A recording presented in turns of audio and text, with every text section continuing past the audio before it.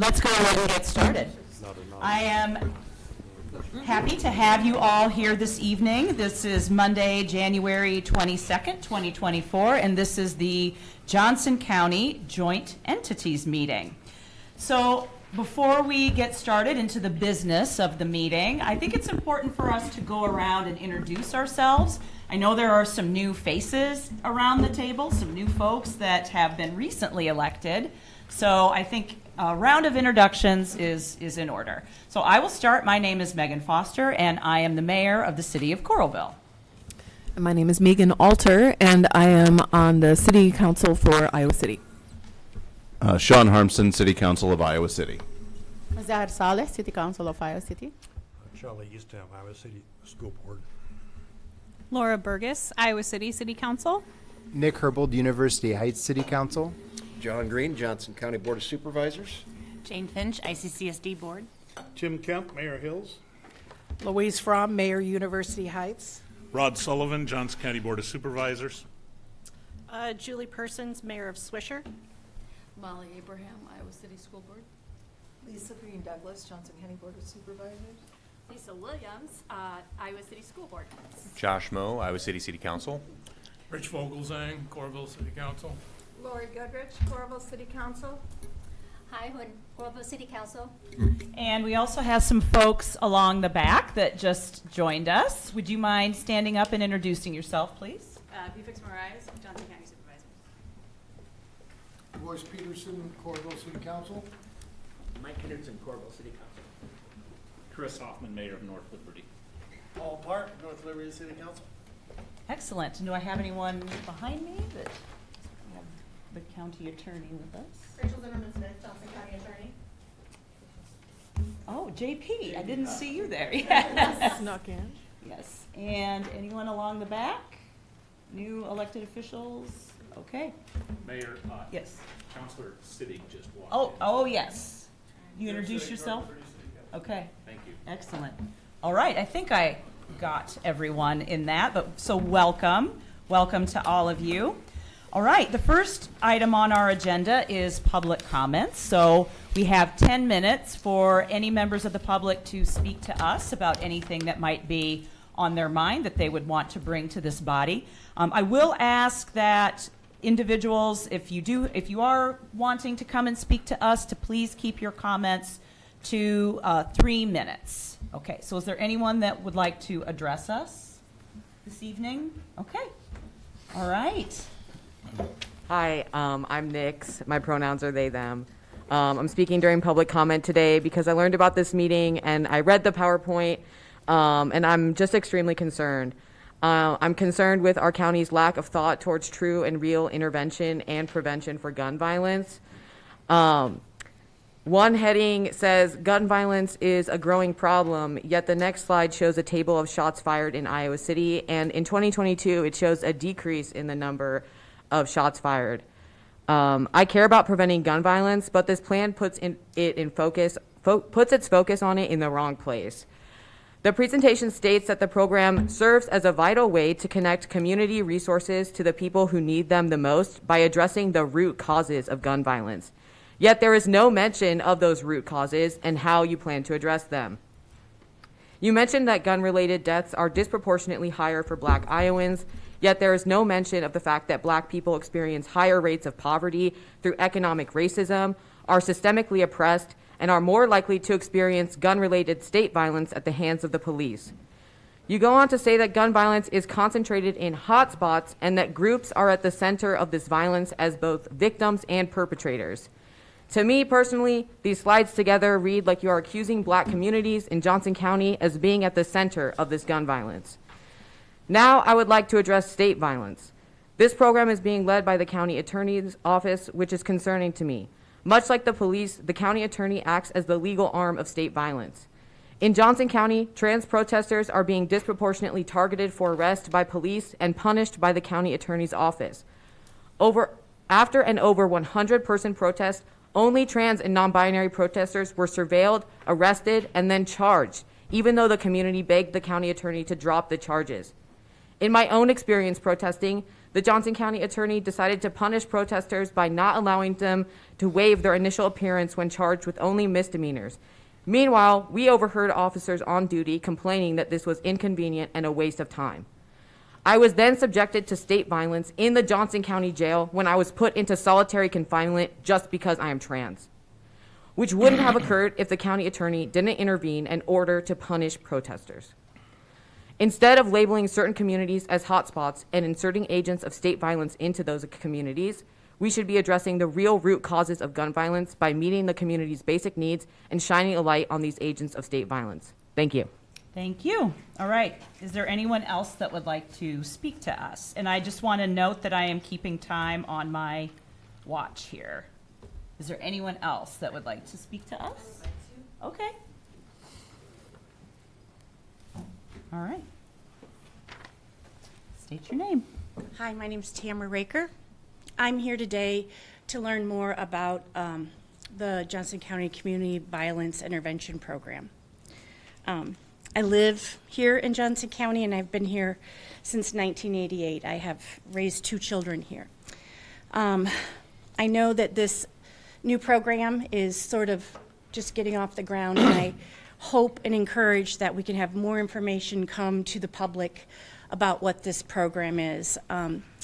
My concerns about it are, I want to learn more about it, and if it's for juveniles, if it's for adults, and very importantly, how we are incorporating our sort of mental health crisis in our, not just our community, but our state. Gun violence is a problem. My daughter has been in the juvenile court system. It was a horrible experience. She has lost a friend by gun violence here in Johnson County. There are many questions we all have. My son was in mental health crisis, ended up incarcerated, and he's in prison now. He was a resident of Johnson, well, he's not in Johnson County Jail right now, but he's incarcerated. Family members who have teenagers or adult family or friends cannot get mental health care. Their family member is sometimes evaluated in less than 24 hours, even on a court committal. So, that being said, let's all of us try to work together so that we don't have other people like me standing here suffering, and we can have, hopefully we can build a network of family members who can reach out to people who have, been suffering, and we can work together. That's all. Thank you.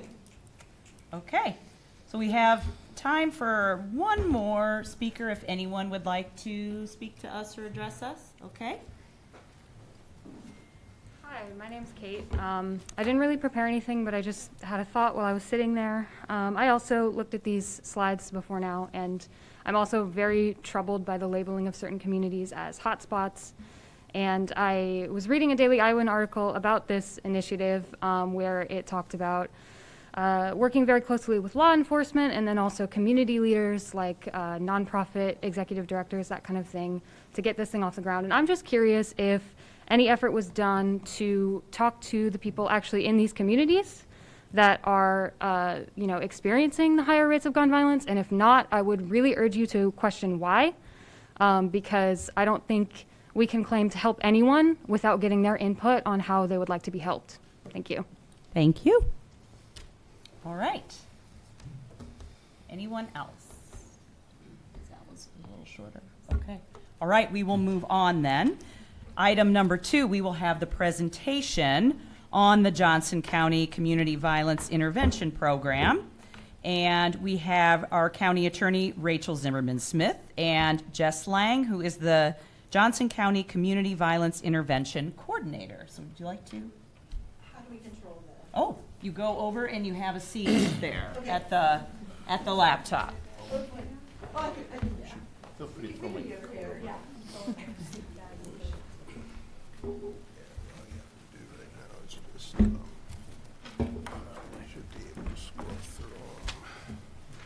Get the arrows. Okay. So I don't want to take up too much of your time, and several of you are on councils or the Board of Supervisors or school board members, and you've already seen this slideshow and seen parts of this presentation, so I don't want to take up a whole lot of time. So we're going to give you sort of the speed version of this presentation, and then I would encourage all of you, if you have questions, to contact Jess Lang, who is the Johnson County's first Community Violence Intervention Coordinator. This program, Community Violence Intervention, was funded through ARPA dollars by the Johnson County Board of Supervisors with the help of Roy Sam Porter spearheaded it, but the Johnson County Board of Supervisors funded this through the ARPA process. And just how this started in Johnson County in March of 2022, before I was county attorney, Janet Linus and I, after there was several homicides in a very short period of time, we're starting to look at ways to try to intervene versus just prosecute. It got really tiring talking to the families of people who had been killed or harmed by gun violence, and we wanted to do something preventative. So we were looking around, and actually Sarah Nelson back there connected Janet Linus with a person named Rachel Rockwell, who was then up in Lynn County running a similar program. And so after that happened, we gathered community members together in several strategic planning sessions and came up with sort of a framework for this program. So just to talk a little bit about Johnson County fatalities from gun violence, from 2017 to 2022, there were 12 homicides in Johnson County. In 10 out of 12 homicides, the manner of death was fatal gunshot wounds. The other two were vehicular homicides. So one death is too many, and for us that seems like a lot of people to die in a short period of time in our county. Gun violence is a growing problem. This isn't news to anybody, especially in the community violence, and there is a disparity. You can see the rate is 17.3 per 100,000 for African Americans versus 1.1 per 100,000 for Caucasians. And then just a little bit closer to home, gun-related charges in Johnson County. So you can see the number of shots fired. We had a very large number of shots fired in Iowa City, specifically in 2020. And then these shots fired did go down, and I think that's a direct result of law enforcement being focused on that problem and deterring it by going out and getting illegal guns off the street, which you can see. So these are the gun-related charges countywide. The top row is possession of firearm, unlawful possession of firearms, so you can see how that number is ticking up. And that's one of those charges that is an indicator of gun violence. Unlawful possession of weapons leads to gun violence in the community. And so while these numbers are ticking up, it's good that those numbers are ticking down. That's what happens when you have those charges tick up, those charges tick down. There's less guns in the community. You're going to have less shots fired and less violence.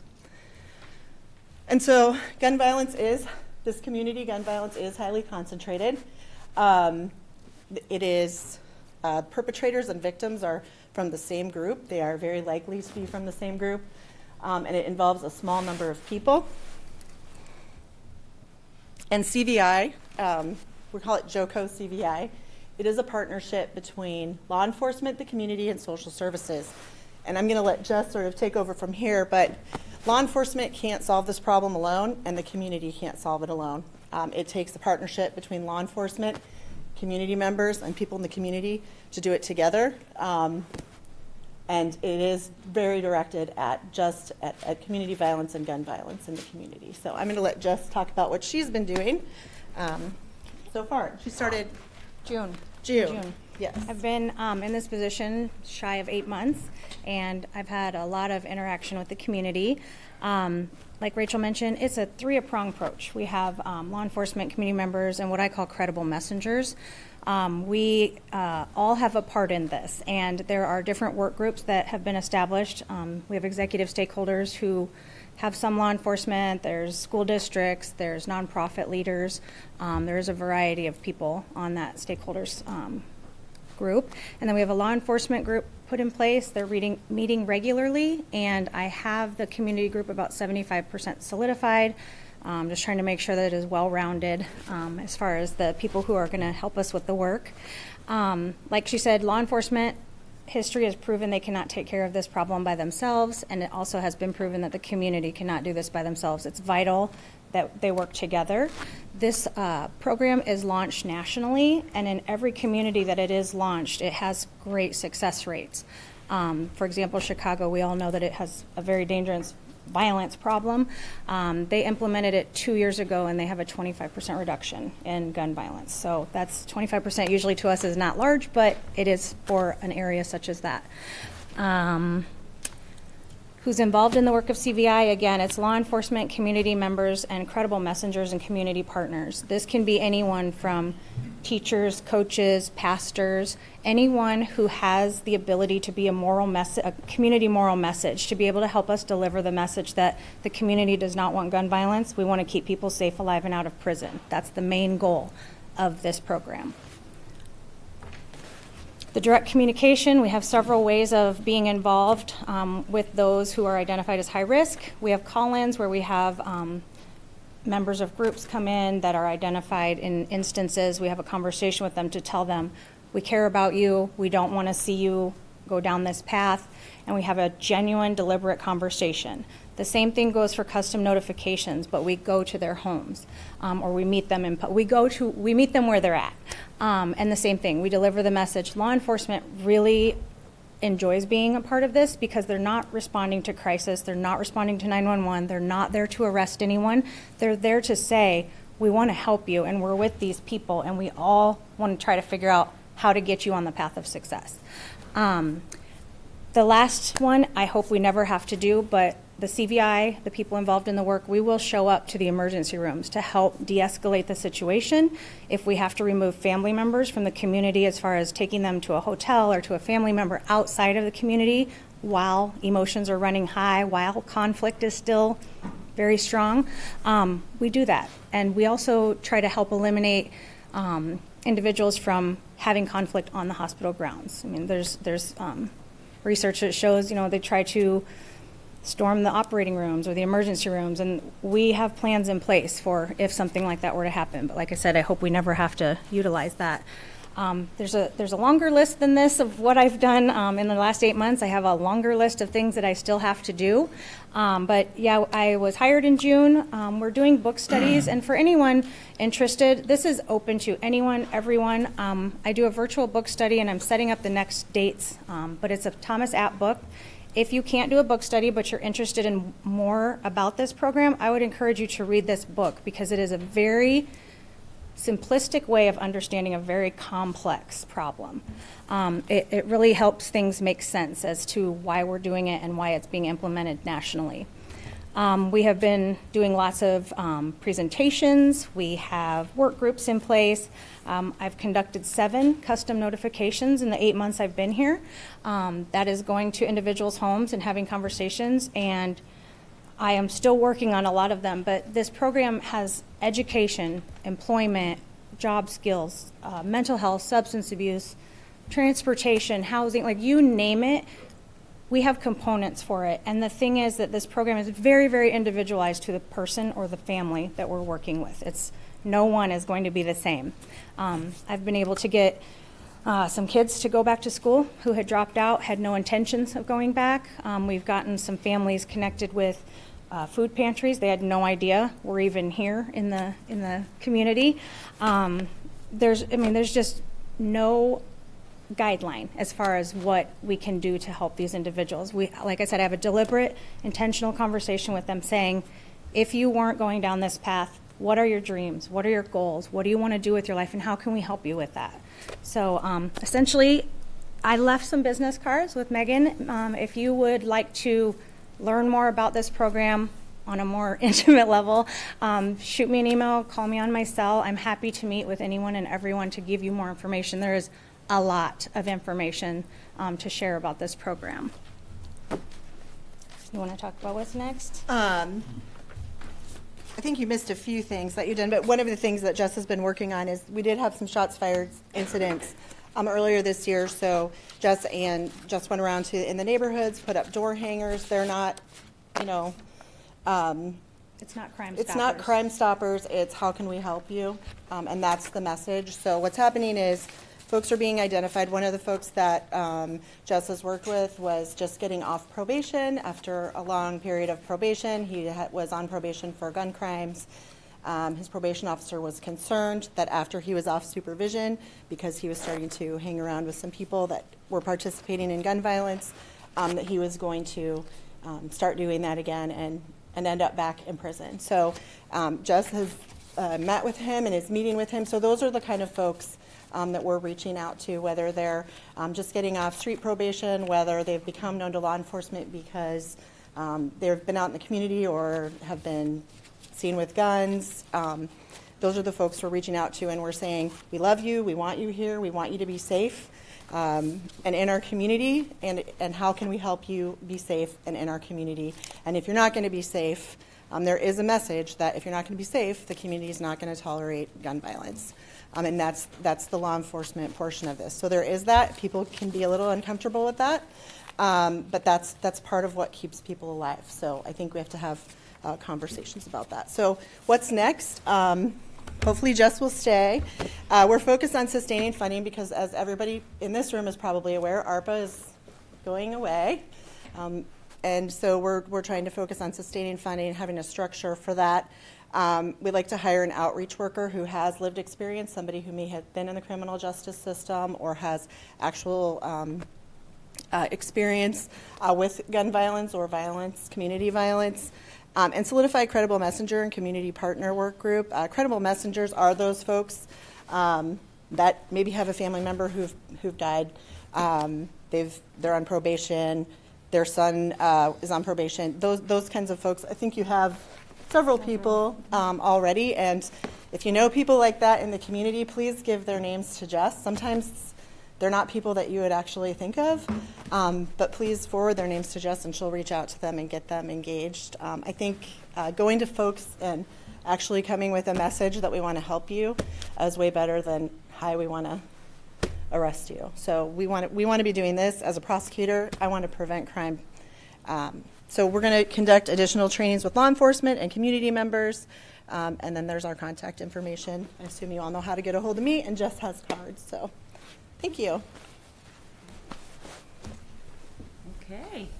Thank you very much. Are there any questions or anything before we? I do have one question. Oh. Megan has a question. I just have one question, and it could be huge, but on balance, I'm sure the way that you've been describing this program is that there's sort of some prolonged engagement with whoever it is, or the family or whomever. It's not a one and done of like, hey, we care about you, here's some pamphlets, right? So can you speak to either based on what the national trends are or what you anticipate or the work that you've done thus far, about how long you have contact with individuals or families that you want to help? I think we don't know yet. Okay. And I think Jess has, nobody that she's had contact with so far is not in contact. I'm still in contact with everyone. Well, that in and Just of itself, that's weekend, useful. I was helping somebody get heat back into their apartment. They haven't had it for 3 weeks, and their landlord was neglecting them. I had another family that we've been working with who a little sister wasn't allowed to go play recess, and so I found winter gear for her. And I have a liaison that I work with who is able to speak the language because I can't, and know their needs. They feel comfortable and they trust her enough to let her know they have these problems. And yeah, I continually follow up. So it's ongoing. And I think the most important thing is that Jess is showing up. I think a lot of the folks that we work with in this area, they're not used to people doing what they say they're going to do. Like, yeah, I'm going to help you out. I'm going to show up. I'm going to, connect you with resources. And a lot of times people don't end up showing up. And so I think we want to show them that when we say we're going to show up, we're here for you. And when we say we care, we mean it. Thank you. Excellent. Josh. Yeah, is this something that, obviously securing funding for continuing the program is something you've just asked about or are concerned about. Do you need to scale up, or is there a desire to scale up, or is it the right sized program as it exists? I think right now it's the right kind of size program, but it's growing, and Jess, she's going to have the job of organizing the structure and getting funding, applying for grants. Hopefully Allison Wells, our county grants manager, will help with that. But we do need additional outreach people because that's part that's missing. Sorry. That's okay. But yeah, I mean, we are scaling up. I think we'll scale up slowly to see how this goes. I'm really pleased with the response so far. Well, I had the opportunity to do the book talk back in August, and then you presented to us, I think, in September, October.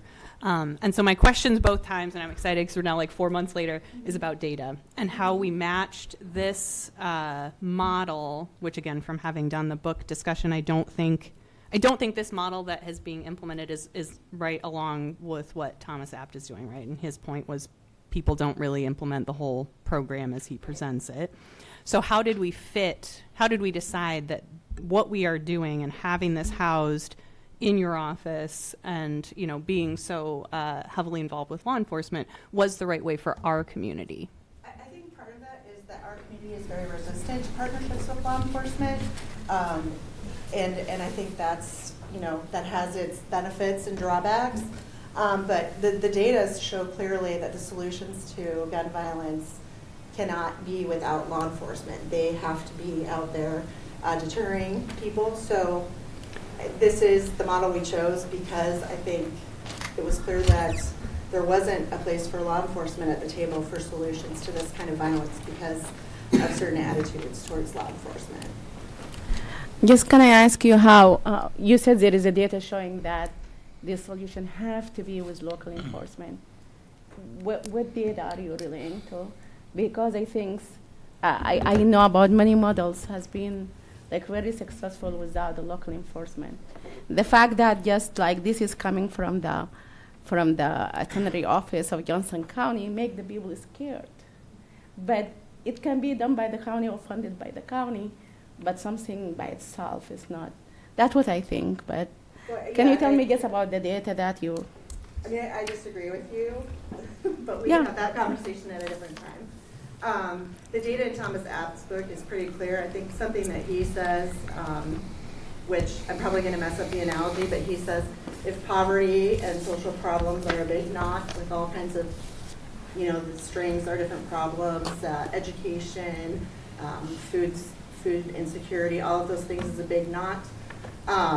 Then violence, which always accompanies poverty, are the hands pulling the ends of the strings together, making that knot impossible to untangle. And law enforcement has to do the blocking and tackling to keep violence away so that we can be a community that focuses on those other problems. And I think that analogy really explains why law enforcement has to be involved in the solution to this. And they've actually been incredibly open about it. It was hard to get them to believe that somebody wanted to know what they thought. But they have been very open and very understanding, and a couple of police officers were actually, who I would never expect to show an emotion, were very emotional about going to visit families where they didn't have to just knock on the door and tell someone they were putting someone under arrest. It was nice to walk into a situation where they could actually have a conversation and tell somebody that they wanted to. So.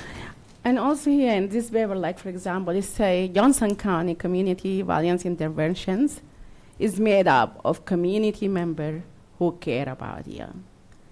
It doesn't like even mention the county attorney, which is, yeah, if I feel good here, you know, like, oh, community member who care about me.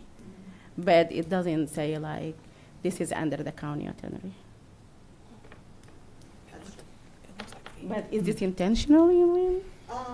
Yeah, and you know, Jess is separate from she's separate from our office in that she doesn't have access to any of our files or anything like that. She's on her own. She's in fact not physically in the office very often.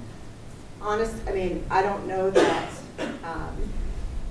having the county attorney's office involved I think is important because I'm not sure law enforcement would be willing to be as, you know, assist the way they have without knowing that that there was somebody sort of that thought it was okay that they were at the table. I think V has a comment or a question. Yeah, sure, and I can come to the mic. Sorry, I was late, so folks can hear me. Fix My Rise, Johnson County Supervisor. So I know we were talking about some of the data, and my understanding is that a lot of these programs across the country and internationally work best when there's evidence-based studies. And I know that this was taken from Lynn County, but we're very different than Lynn County. So I was wondering if we're going to be using, the data, and typically from a planning perspective, that's like an assessment. Yeah. And so I'm just curious, was there one done? Because when I came on, this was already kind of in the role. But if not, I'll just ask that. I think no, there wasn't, other than knowing that there was an increase in shots fired, an increase in gun crimes. And I'm glad you asked about data, because part of my request for the board for more ARPA money is to ask for the University Public Policy Center to money to have them fund both impact studies and some data studies. So that should make you feel better. You can vote for the extra funding. I mean, and I think that the assessment, when we're looking at evidence-based studies, it's not just data, but it's actually effective when it's in the community, because it's a community violence intervention program. So actually, instead of, massaging our keyboards, which I do all the time, and crunching numbers, it really is going into the communities themselves with, as you said, those trusted community members, which would be a bigger assessment, and then would actually parlay into an evidence-based study, I think. Which kind of comes to my second point, what are some of the measurable goals that this program is trying to achieve? As we often say at the board, we are sometimes lacking in that. And so in this case, it's so incredibly important. This is easy. The measurable goal is 0 deaths from gun violence and 0 injuries from gun violence. That's the goal. I'm not saying we can get there. That's a very lofty goal, but that really is the goal. I mean, and I understand that. I think that when I say measurable goal, I think I'm thinking more along the lines of like 5 to 10 years. Those kinds of, are we working with a certain number of community members? How many people are engaged? Like what percentage of the community would you? Well, those are good questions, and probably would come out in some sort of assessment, like in terms of what we're looking at with Johnson County. I mean, anytime that we're undertaking, this kind of effort, we have that push and pull with especially county government, where we're coming in as the county, but then we're also trying to like manage community partners and trust and building that trust. And so I think that's why it's so important to have these kinds of assessments and then measurable goals. So I don't have those answers, but that's what I would be looking for, is just asking those questions. And I do have a meeting with Jess coming up, so I look forward to more specific answers, but just wanted to bring that to also the wider group. Thank you. All right. Thank you, everyone. Oh, you have one more we have one more question? Yeah. Well, maybe more than one more. This is Charlie Easton, I'm a member of the school board. There are 4 other school board members here with us today, and as I remember, we have not discussed this as a board, at least, or if we have, I missed that part.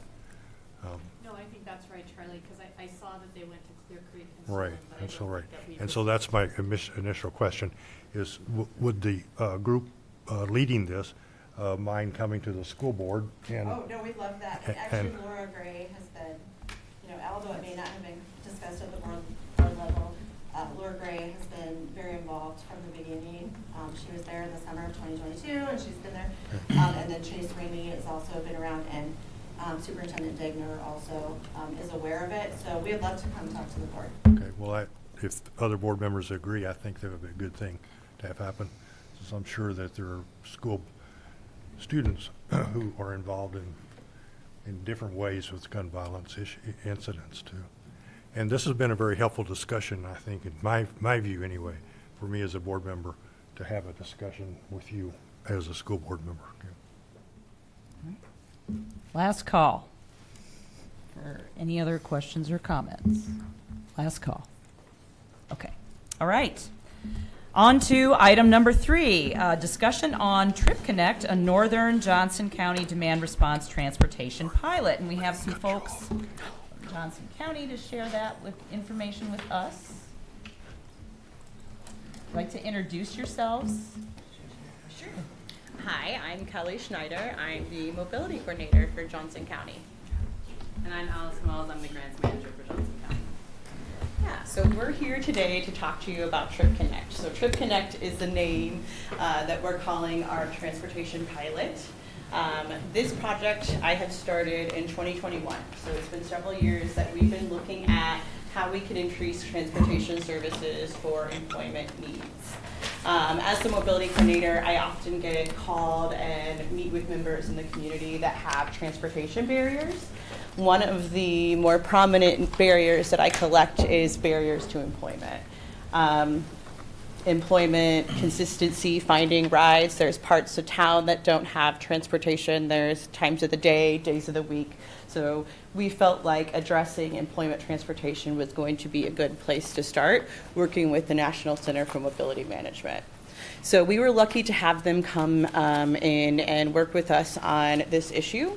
And we sat down with stakeholders, much so like this, but we also went to free lunch program and job fairs and got to talk to employers. We sat down with people that are looking for employment and what it was like to try to seek employment or continue employment without a personal vehicle. So we really got a chance to really get face-to-face information directly from people that are seeking employment. Employers, when we spoke with them, we actually learned that they are also interested in this issue too, because they feel like increasing transportation services will help increase their workforce. So it's really a win-win for all. As I mentioned, our work kind of started in this in 2021. In 2022, Johnson County seats used ARPA funding to start a same-day service. And we'll kind of talk about some of the data that we collected from that project that's been underway for a little over a year now. In August, some of you got to come to our Employment Transportation Summit. So we had a group of folks from elected officials. Some of you got to come. Thank you for attending. We had several different employers from manufacturing to retail. We had hotels there. It was a really good variety of employers that wanted to come and listen to the issue and topic of transportation. In addition to that, we got to have human service agencies come that place people in employment. So if you're a person with a disability or you just were released from incarceration and you're ready to seek employment and don't have a personal vehicle, you may have support with that. So we got a good rounded variety of insight on the issue. And where we really landed was offering a demand response service. And that's what we've been working on to scale up. Yeah, so as Kelly mentioned, the ARPA service ended up being sort of an informal data gathering exercise for this other project that has sort of different funding streams attached to it. And so this is a map that our GIS department put together of the rides, the sort of like origin and destinations. This is just origin map. Origin and destination map of where they're coming. So this is like helping us narrow down where we wanted this service to be, just to sort of understand the demand. And knowing that this was during the day, but it revealed some things that I think wouldn't be surprising to a lot of people in this room, that North Liberty not having a transportation service that allows for employment transportation had a pretty high demand of use for this. And as you might imagine, calling someone same day for a ride to get you to work is like not a very reliable way to get to work on a regular basis. And so this was a key indicator for us and other people involved in the project that this is maybe a direction to look into for of like an area to focus on for this pilot funding. Absolutely, yeah. So along with this data, we also had the move of Kirkwood Community College. So this is what really helped us narrow in on this portion of the county, being North Liberty and Coralville. While our overarching goal is to have countywide connectivity, we are going to be starting in the Coralville and North Liberty area. The data that Allison just showed is really helpful, but additionally, Kirkwood Community College moved from the southeast side of Iowa City, where you see the red plus sign up here, all the way up to the green plus side. Iowa City Transit had 20-minute frequency to that southeast location, and students were able to get back and forth very regularly. The move has really changed things in terms of transportation if you don't have the access to a personal vehicle. So the yellow line that you see up here on the screen is the University of Iowa CAN bus. So this is their Route 34. This is a fixed route, so you need to get yourself to the bus stop at the time that the bus is coming by, and then the bus will take you. It actually goes very close to this new location off of Oakdale Boulevard. It is operating Monday through Friday. However, it does not connect with the rest of the downtown interchange. So where all of the Coralville transit buses are going, the Iowa City transit buses are going. If you're coming from anywhere on the north to southeast side of Iowa City, you'll have to ride one bus downtown, get off that bus, ride a bus across the river to the VA hospital, University Hospital, and then hop on that CAM bus. So it makes for a really long journey. They first opened this location, or excuse me, they first relocated to this location in August of this year, and I think at that time I had about 20 different ESL and HiSET students that contacted me asking for trip planning services. So this is finding a bus route and a way for them to specifically get there. I quickly compiled some of that data, and on average they were spending about 65 minutes getting to this new location. 3 different buses, so that's a lot. If you can imagine, jumping in your car and suddenly somebody's like, "Oh, you crossed over to this, area. Now you have to change your gasoline or put new tires on." It's just a really big challenge for people, and we're talking about people that are learning 65 minutes each way. 65 minutes one way. Wow. Yeah, and it's a 2-hour class. So if any of you have ever went to college, you're not taking long classes. You're coming in daily for an hour or 2 long class. So English language learners, I have data. They come from all over the globe to live here, and then also HiSET students. So these are students that would like to complete their GED and get a high school diploma. So that was some really interesting data. With this change, Kirkwood, I think it was a financial decision for them to close the southeast side location and transfer all classes to the Coralville, Oakdale campus. With that, they did contribute some funds to our project, and we'll talk about that in a little bit here. So the driving question that Kelly and her team worked through during the planning grant phase was how might we provide a menu of transportation options to serve employees and employers not currently served by available transportation network in Johnson County. And so we had that question, we had this information, we had that summit, Employment Transportation Summit, and we kind of came to the solution of this pilot project that we're proposing here. It would be overseen by ECI-COG because they are the receiver of federal transit dollars in our area. Johnson County would manage it, Kelly doing the vast majority of the work. I'm just here for the grant side. And it would be operated via a contractor. So we would issue an RFP and find a contractor who could do the actual managing of the buses and the drivers and things like that. The goal of this project is to support economic development and intermunicipality, county-wide connectivity, reduce these barriers that Kelly was just talking about, and really increase the access to economic opportunities in that sort of really growing northern region of the county. However, anyone in Johnson County would be able to request a ride. You would just need to either be ending in that service area or originating in that service area.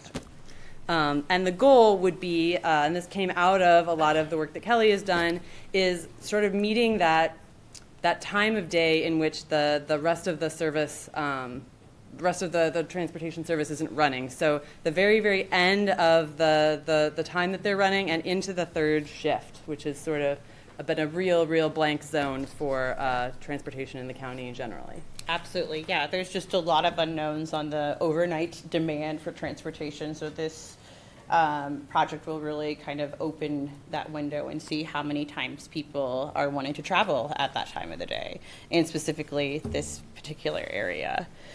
Don't forget those night classes, which are one of the higher enrolled classes. Yeah. Additionally, this is a new way of doing things for us in terms of outsourcing the service to a different provider. We have really great public transit systems here, but I feel like the position to scale up or start a new service area is not there, right? Like, I think we're all just focusing on maintaining our service level. So that's why we're looking to outsourcing the service to a third-party operator. And that decision was made in consultation with all the transit providers around. Yes, that's very good. They all said yeah. no. Yeah. So narrowing all this information in, this is where we've kind of landed our service area. So as Allison mentioned, to be able to use this service, we are expecting you to either be starting your trip in Coralville, North Liberty, or ending it. You can be a resident of the entire county, so if you're coming from Solon or Shoeyville, Swisher, Lone Tree Hills, you can take your trip to this location, and then you can head back. It will stay within the county boundaries. So that's our starting point. As we mentioned, we'd like to have this expand, but when we get into the numbers a little bit, this is where we kind of had to fine-tune things a little bit. So. Okay, so our proposed service. So Allison and I are in the middle of developing an RFP to look for this person or company that will do the full service from head to toe. So our projected timeline is to operate the service this summer, August 1st, 2024 through May 30th, 2026. Our projected service hours are really kind of designed to wrap around the SEATS ARPA service that we talked about, right? So that service is operating 7 to 4:30. We want this service to jump in first thing in the morning early, and then in the evening to get those night class students back and forth to the Kirkwood campus where when the CAM bus is finished running, and then I'm forgetting something. Oh, late at night to get third shift workers to work. Yeah. In our RFP, we have decided that we would like to see what bidders would bid on to operate a daytime service, Sunday service. I'm sure that's very popular to you guys. So if we ever did want to have that conversation collectively as a community, we would at least have something to work with to know what we're looking at. This is going to be our starting place, but we have been doing some research on other communities that do after-hour service or contract out their transportation services, and that's kind of their style, is saying, you know, give us a price tag on Saturdays from 7 to 7, and then we can actually say, okay, this is where we're going to land our service. We are setting our fare at $2 for the rider. One of the ways that we're getting creative on this project is we're asking employers to buy in at some capacity. For the pilot phase, that's a delicate topic. There's some employers that are like, when can I buy the passes? We have employees that we're driving or we're paying for their Uber or Lyft. Like, where are we buying these passes at?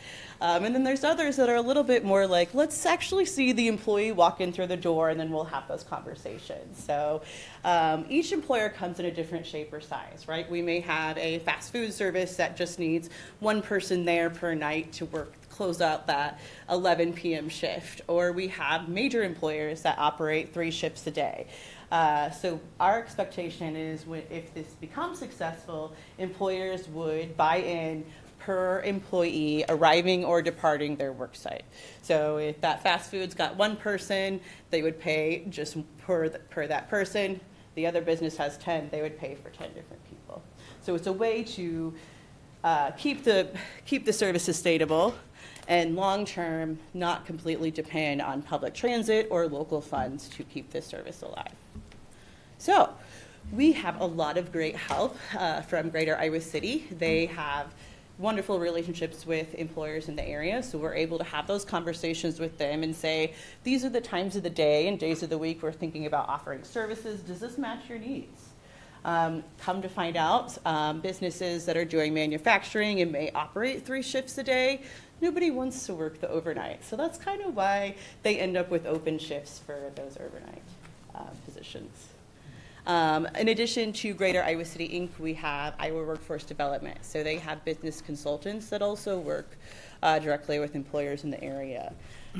So we're very fortunate to have those connections. The goal is to really get a feel for the demand for travel in this area. And then we can use this data to leverage what would it look like to do a community-wide project. And here's a segue for that. Luckily, we should have started with this slide, I have a feeling, because we just found out last week that the funding that we applied for, we were awarded for the full amount. So this is really the biggest seed to get this service sprouted. That's the state special projects funding. So we went for $350,000. We will be receiving that entire amount. Over 2 fiscal years. Yes, over 2 years, yes.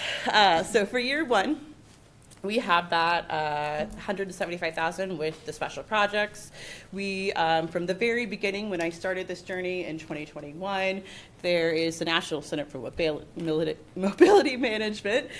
We have that application in and are expecting to receive that. We graciously received 15,000 from the City of North Liberty because we expect that we will be helping people arrive to North Liberty and taking off from there. And then Kirkwood. Kirkwood was able to financially support for year one as well. With the $2 per ride, we are looking at our projections coming in about 7,278 rides annually. This is using 2 vehicles. So if you go back to all those green dots where the Seats ARPA service had a lot of rides in Coralville and North Liberty, that was 1 van. So if you can picture what we can do with 2 vans, you just have a lot more flexibility there. Or 2 vehicles, excuse me.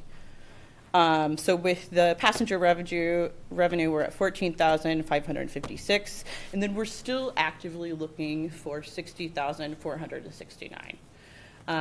Because of the unknown nature of transportation providers available in our area or regionally that would actually bid on this, these numbers could potentially change.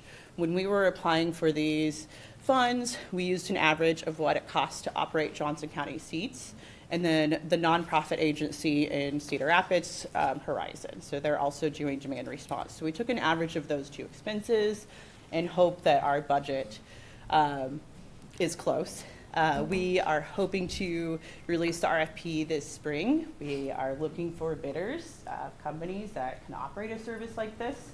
So once those numbers finally come in, we'll have a better projection of how much we're looking for locally. Yeah, I think that's about it. Yeah, so we're going to wait to release the RFP until we know that we've secured the funding from the National Center for Mobility Management, and then we'll be really looking for that little last delta to get us over the top. Absolutely, yeah. So year 2, you could tell we've put a lot of time and energy to figuring out year 1. So year 2, we've got a little bit more work to do. The 75,000 from the National Center for Mobility Management, that's a one-time thing, so we wouldn't be able to return for that the second year. We definitely have quite a bit more in local support that we would need to find for year 2. But this is our start at it. I think we're through with that. Do we have any questions? Yeah. So once you find out getting that NCMM money and you've got these numbers, then for year 2, you also have numbers based on utilization, and so Allison, you're going to hate me for saying this, but then couldn't that local support be ARPA funded because it'll fit into the dates? Mm-hmm. Yeah. Expect to hear more about that in February. Yeah, definitely. Our approach to the RFP is to leave things a little bit more open-ended. We're not coming in and saying, this is the type of vehicle. We want to find out what kind of vendors are out there. We know that the University of Iowa I just received a list from them. They have about 20 different regional providers that they use. They're not all local, but would they be interested in providing service here? We're just really wanting to get a diverse set of bids. And Lynn County also used an RFP to secure their provider that does their employment transportation service. And so with conversations with them, we feel confident that we'll have bidders. Yes. Did they get, when they did their RFP, did they get more than one bidder? Do you know? I don't remember. I feel like the last RFP that we saw was like a rebid because they had technically been in a contract with an agency for so long, and then they wanted to see after so many years if there was anything. And I'm not sure how much competition they had. I think not on the second round, but I think on the first round they said that there was. Yeah, absolutely. Yeah. Other questions? Megan? Yes. Are we able to quantify the economic impact of this additional transportation service? Get some idea of the number of people that will work that are not working now, are working more than they are now? Yeah, so part of the NCMM grant that we're hoping to receive, but I think we'll do it regardless, is to have this working group that Kelly will be a key part of. And part of what they do is data analysis throughout and sort of checking in with population to make sure that it's still serving all the people we want it to serve. And that, I think, will be a really key way for us to measure, because you're right, that will be a key to know how many more people are working, how many more people are staying in their jobs. Is it becoming easier for employers to hang on to people?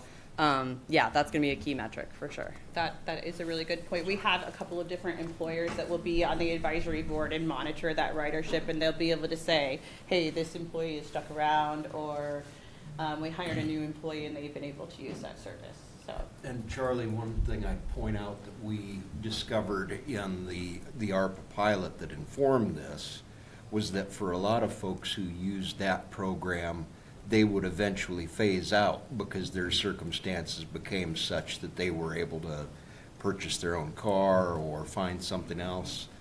And so I'm really excited to see what additionally we learned from this project.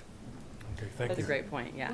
Yeah, that's a really good point. Might emerge here is you said that the third shift, they don't, they're lacking of, people work for work there.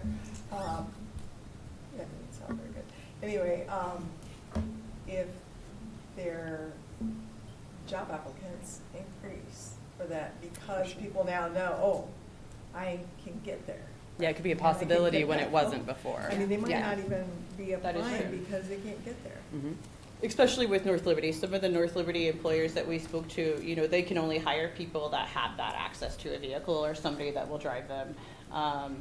When we did did just a very brief 2-week testing fall of 2022, and most of the people that rode were youth, so they were youngsters, maybe not driving yet, 21 or younger. And then we had people with disabilities. So this really does become an equitable service that way. So that's definitely some of the, to keep this sustainable and floating and get more for the service, we're definitely considering that. You have a question? Yeah, I have a question. Can you tell me how the people reach out to? Is this like we have to make appointment, like schedule ahead of time, a day before, or something like that? Very good question, yes. So demand response service means you schedule in advance. Our details are the rider would be expected to book 1 day to 2 weeks in advance. You will have to be approved for the service. So that could be done by the actual operator that we're looking to bid with or pursue, and then the referral team that we mentioned, the employers will be able to make a referral to the service. I will be able to make a referral for the service. Human service agencies working with individuals will also be able to make a referral for the service. Yes. So it will be open to the general public, but the emphasis is for getting to employment and education. Royce. I have a question. So you say you're partnering with employers. Have you guys thought about partnering with employers that are going to be around temporarily? For example, like the big hospital they're building in North Liberty. That would be, there could be a need for getting construction workers on site that would eventually turn into getting full-time employees for the university on site. Yeah, that's a good question. We did meet with, at that Employment Transportation Summit, we had a representative from the university, but we have not yet had someone from the construction companies doing that work. And so that's a really good note. We can do some outreach If there. anybody has any insight, the last update that we've had, I think, is that they're planning to open in 2025, so that would be within our service time. We would definitely be interested in following up with them to make sure we can connect either their workforce or patients to that location. Yeah. Are you confident, like, the people know about the program? So, like, if there's been a pilot done already, that how comfortable are you that the community knew about it so our numbers would be accurate? So I feel like with the ARPA service, we've done some pretty good outreach, and then with North Liberty having their transportation assistance program, there's some good knowledge about that. I've been doing this.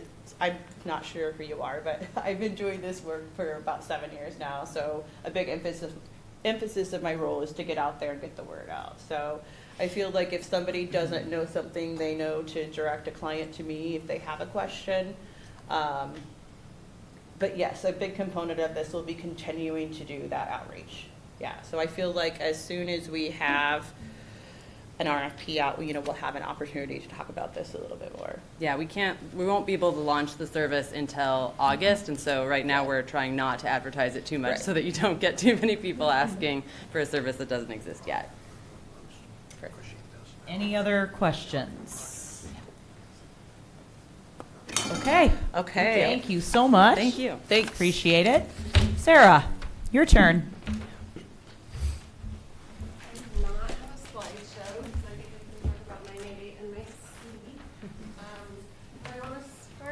Just by giving you guys kind of the basic infrastructure of 988, because some folks are more familiar with it than others, so I want to make sure we're starting from the same foundation. So the National Suicide Prevention Lifeline, which is a national hotline that's been around for not quite 2 decades, decided and was able to get the FCC to pass a 3-digit number to reach out, which is 988. So in July of 2022, 988 went live. Community has answered for NSPL on phone, chat, and text since about 2012, and so we provide both national and local service for 988. So one of the things that can be a little confusing around 988 is a few things. So you can text to 988, which is a really important thing for people to know. It's grown by 160% since July 2022. It's becoming the most favorable way for people to reach out to 988, so it's really important to be able to spread that word. You can call 988, or you can get on the computer and chat 988. Since July 2022, we have had 2,500 contacts originating from Johnson County, and we've had 30,000 in the state.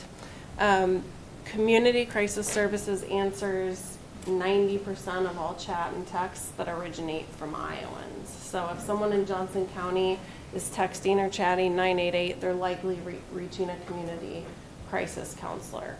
There's 2 centers in the state of Iowa that provide 988 services that are NSPL centers, and that's Foundation 2 in Cedar Rapids and Community in Iowa City. So we partner together. There's different funding streams for 988 because we wouldn't want it to be too easy. So there is Vibrant, who oversees the national contracts. So national contracts are now intended to back up states, which is what the shift was that happened in July of 2022. So there were centers that were backup centers, which if you read the news, you saw we recently lost a contract for backup chat and text. That was for national calls, not local state chat and text. And then they operate the sub-networks. So Community answers the LGBTQ 988 sub-network nationally. Those sub-networks will stay in place probably for the life of 988. There's the Spanish-speaking line, the LGBTQ line, and the veteran line. And so those are considered sub-networks of 988. You call, you say you want to speak specifically with this line, you press a number, or if you're texting, you text, I want the LGBTQ line, and then it routes to that sub-network. So the big push, though, is for there to be less and less national backup centers and more funding provided by the states to fund 988 so that we can really connect callers and contacts with the entire crisis continuum.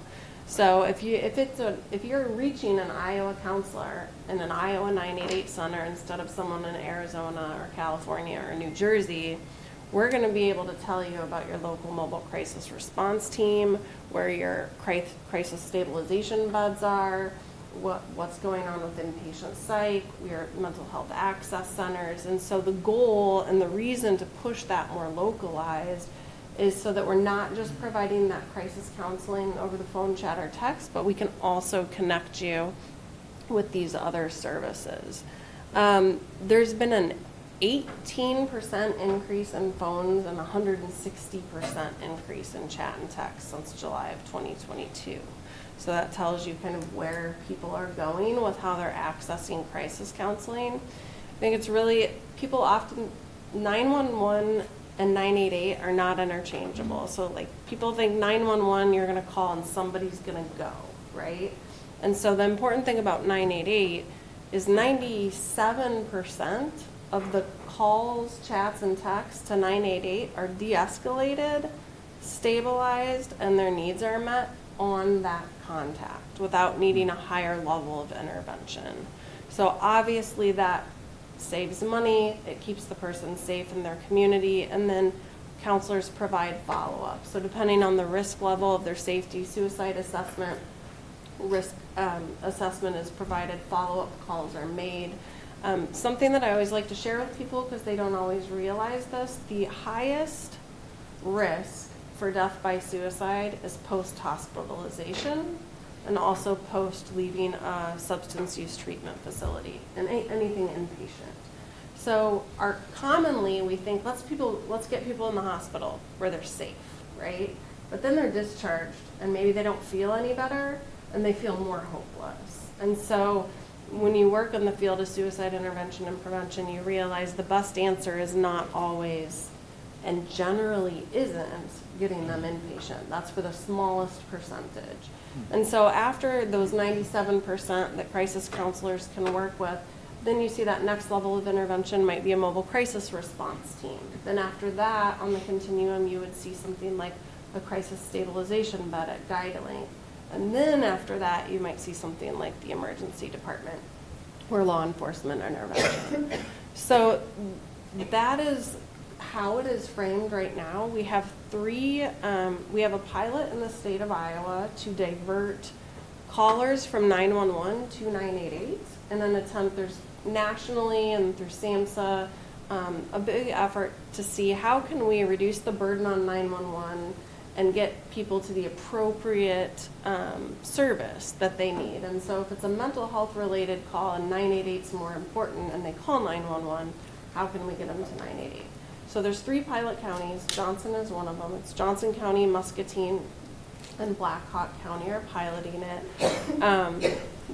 For sake of transparency, there are not enough calls to even report on, essentially. It's been a handful of calls that have been diverted from 911 to 988.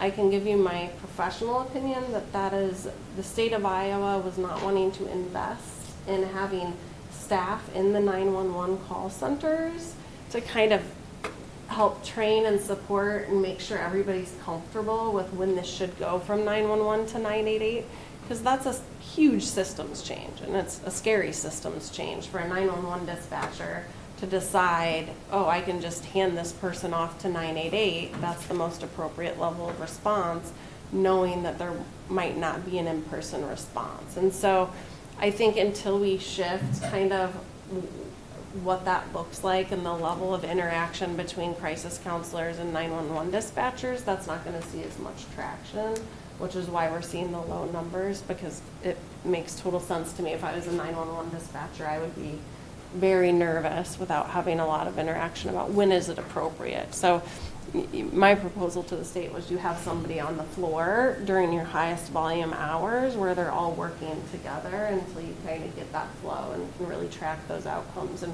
learn what calls are most appropriate for 988 versus 911. But there's a lot of exciting work being done around that nationally, and we at least have the pilot in 3 counties, so that's exciting and provides some opportunity for us to grow and see what can be done with that. So do you guys have any questions? Megan? Sarah, did I understand you to say that there have been 2,500 calls to 988 from Johnson County over some short period of time? Since July of 2022. 22, okay. Do we have any idea how many of those calls are from youth? So, and can you talk briefly about the appropriateness of recommending a young person, public school age, call 988? Is that an appropriate thing to recommend? Absolutely. So I don't have the numbers with me, and I can try to tease them out. It's tricky to tease out the data on crisis lines, because unless over the course of that contact it's volunteered, we typically don't dig for it, because the anonymity is what makes people feel comfortable reaching out for help. But a lot of times it's disclosed, and then we can collect that data. So, like for example, the LGBTQ line that we answer nationally, that's specifically for LGBTQ youth. So NSPL and phone chat and text has always been a modality that I would recommend and refer both youth and adults to. It's NSPL is the National Suicide Prevention Lifeline, what it was called before it became 988. So, so it's something that I would, without hesitation, and it is, the district has the HEART QR codes, and when you go on that QR code, 988 is listed on one of the resources on the district website, which is fantastic. Corinne Frank did a wonderful job making sure that that happened. But so it's a very, and texting is, when you're going to refer youth, young people, texting is the best thing. That they will use it, they will reach out, and they're more likely to reach out than if you provide them with a phone number. Okay, so as I understand what you're saying, it looks like there's a significant number of youth that are calling 988 from Johnson County. Is that correct? That would be, you know, it would be a conclusion we could draw without me having the actual evidence, but that's because 80% of chat and text are between the ages of 10 and 24. So we know that the demographic that most heavily uses chat and text are youth and young adults. So when you see the increase, the 160% increase in the use of chat and text in Johnson County, you know, without me even pulling the data, that the vast majority of those are youth and young adults. Sarah, you mentioned that the state didn't want to invest in having crisis counselors in the call centers, but is that something that we could do locally, right? It is, yeah. It's something any PSAP could opt to do and pilot. So just for those of us who are on the JEC board as well as Can you speak a little bit more about the interoperability of 988, 911, and then mobile crisis and how they all work together? Yeah, so right now we do what's called warm handoffs. I'm glad you brought this up because I should have said that. So the state contracts 988 providers to warm handoff to mobile crisis teams throughout the state of Iowa. So if we decide this call needs an in-person response, we've assessed this, we don't feel we can keep them safe without an in-person response, they really need mobile crisis response, we will do a warm handoff, meaning we will stay on the line, get the mobile crisis provider in that area on the line to make sure that the team's going to go out. So we do that throughout the entire state right now. Our dream is that you would dispatch directly off of 988. So if anybody calls, chats, or texts 988, that counselor determines that a mobile crisis response would be warranted. It would just happen straight away. They don't have to have any third-party exchange, tell their story over again, all of those things. And so there's currently statewide an HHS realignment going on, a crisis continuum study. Basically everything that we know about crisis services, kind of how they fund, how they're operated in the state, is about to change dramatically in the next few years. So I'm hoping that it's really positive changes where we start to see more consistency across the state and how crisis services are delivered. For example, you might live in a region right now where mobile crisis doesn't respond to you, which is devastating, right? And then you might live in a region where the only mobile crisis response is that a law enforcement officer comes and hands you an iPad with a mental health professional, and there's no in-person response. So it's very inconsistent throughout our state what mobile crisis response looks like, how you access it. Some counties, Polk County, you can only access mobile crisis through calling 911. In Johnson and Iowa County, you call the Your Life Iowa number or 988 to get connected with mobile crisis response. So it's all over the place depending on where you are in Iowa. Which is that's the opportunity we're hoping 988 provides for that transformation, is that if we use 988 appropriately, it can be transformative for how people access crisis and mental health. But you got to get everybody on the same page, which we all know is really easy to do. Doesn't take long. Any other questions for Sarah? Thanks for having me. Thank you very much. Okay, last but not least, any other business, any other updates, any of the entities would like to share with the group? Anybody behind me? Okay. All right. Sure, yeah. I don't know if it was by design, but I really think that every one of these topics tonight intervene with each other, and they should all support each other. I mean, seriously, like what with the gun violence intervention, getting people to work, making sure they have transportation. A lot of times when you're not able to do those type of things, it might lead you down a mental health issue. So I think that each one should feed off each other and support each other. And I know that they're doing good work over there. Jess and I have worked together on a couple of things, getting some people to work and some heat in their house and stuff. And so, I think those little things all build up. If you're not getting the support for one, it can lead to another. So. Absolutely. I think it was, I don't know if it was designed that way, but it sure fit. Right? I think it just is a case study in why we are lucky to live in Johnson County. We are very fortunate to be in this community. Absolutely. Any other questions or comments or updates? Okay, well then we are adjourned. Thank you everyone and drive safe.